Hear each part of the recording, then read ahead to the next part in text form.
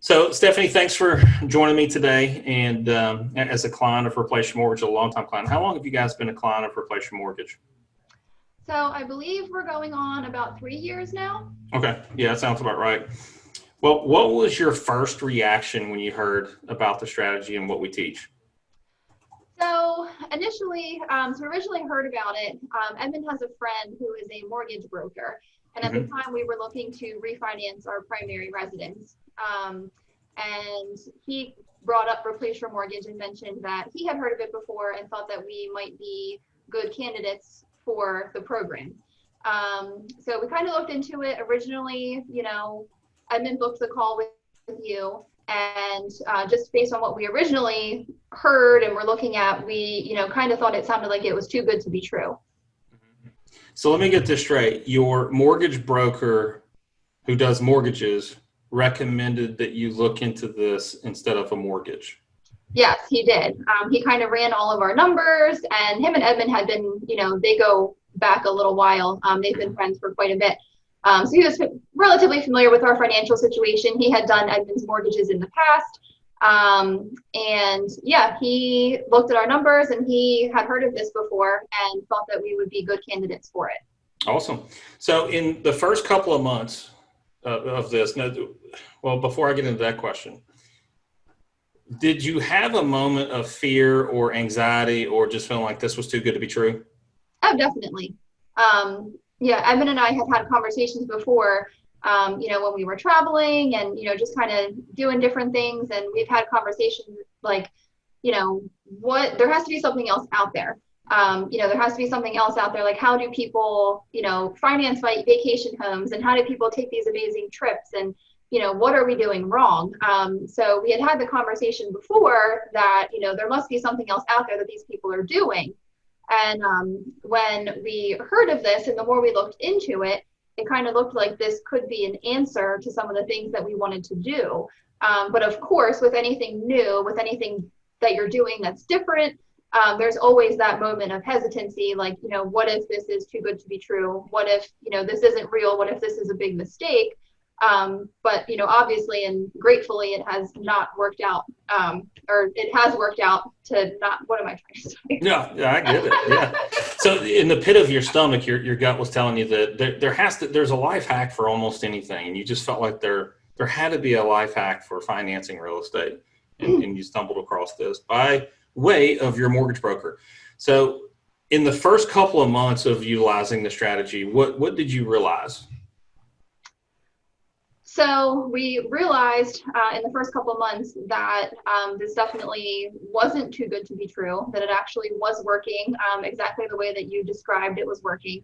When Edmund had the phone call with you and when we started going through all the education and the videos, the further we got into it, we really started to realize, like, wow, this really is working the way that, you said that it would work.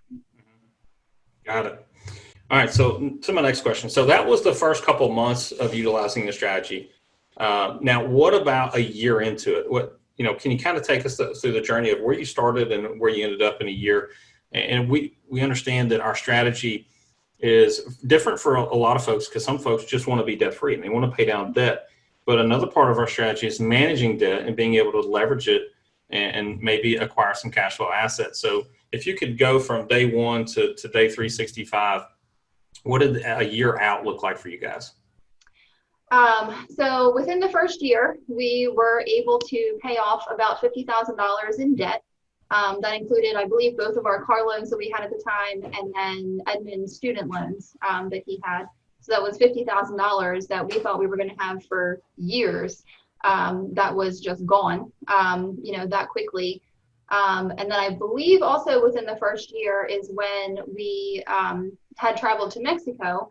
And I know Edmund's talked about this before, about how, we have this place in Mexico called Isla Mujeres that we love to go to and take our family to.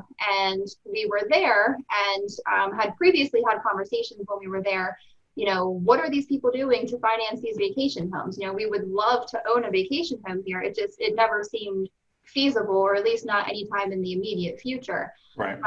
But I believe within that first year, is when we actually ended up putting a down payment on a vacation condo in Isla Mujeres, Mexico.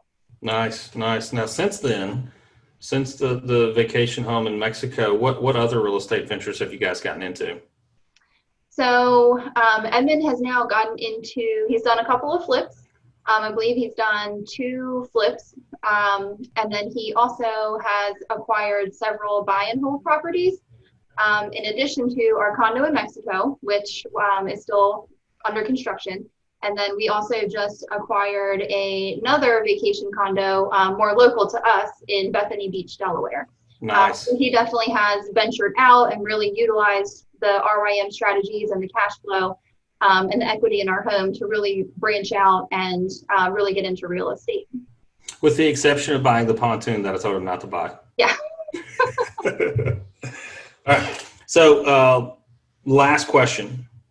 How do you now view your future with the education that you've accumulated over the last couple of years? So everything, has completely changed for us. Just the things that we're able to do now, the freedom that it has allowed us, it's opened up a lot more doors for traveling to places that, before we didn't think that we would be able to travel to, just because of the cost associated with it. Earlier this year, before COVID-19 unfortunately canceled our plans, but we were supposed to go to Bora Bora, which was our 10-year dream trip that we, never really thought would happen. And because we have been able to utilize so much more cash than we were able to before, we were able to book that trip.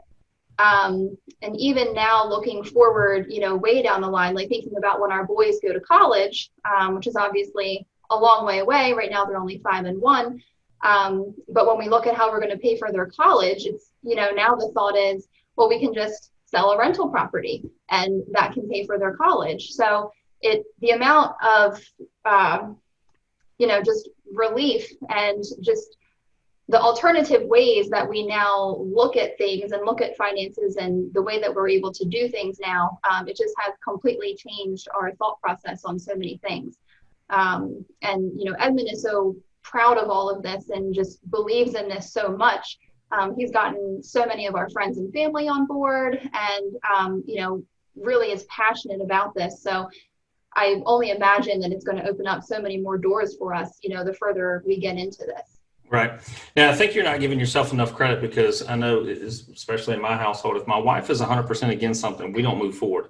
So although Edmund has taken the reins and capitalized on this opportunity, I mean, he couldn't have done so without a supportive spouse. So I thank you for that, because you guys have meant the world for me and my business. So thank you for being a good sport today and taking the time out to do this. Yeah, he has always made very smart financial decisions. So I always trust him when he comes to me with an idea about something. And I also know that if it's something that ends up not working out, he will utilize whatever resource necessary to fix it. Mm-hmm. So he's always been very financially smart. So I, never hesitate to listen to what he has to say. And, he always makes things work out for the best. So. Well, cool. Awesome, Stephanie. I greatly appreciate it. I'm going to stop recording.